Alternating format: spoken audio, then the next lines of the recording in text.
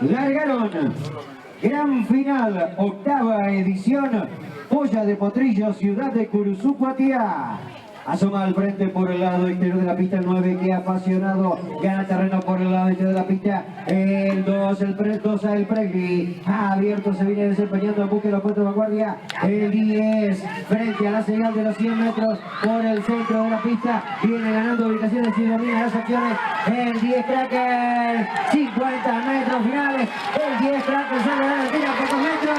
10 Cracker luchando con el 9, que apasionado.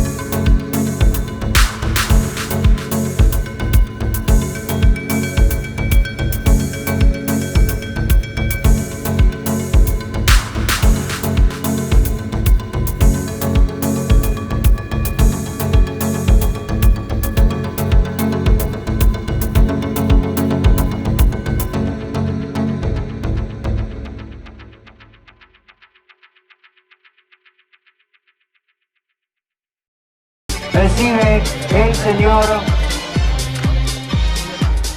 Luis Altamirano. Fuerte el aplauso de manos del intendente del presente del honorable Consejo Deliberante de la ciudad de Curuzú, Cuatiá.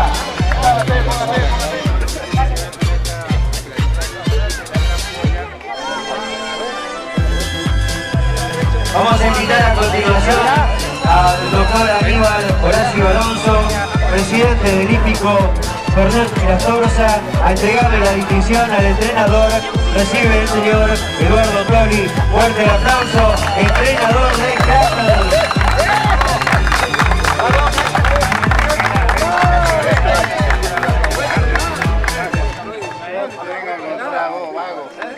Eduardo. Para continuar con esta entrega, voy a invitar al doctor Ricardo Romero, por favor, a acercarse para hacer la entrega al jockey ganador. Recibe Daniel González. Fuerte aplauso, jockey de Cracker, ganador de esta gran final.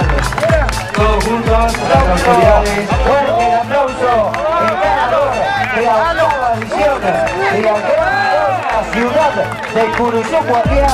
Se llama Cracker y todos los equipos aquí presentes. Vamos con el caballo ahora. Después hablar, Tony.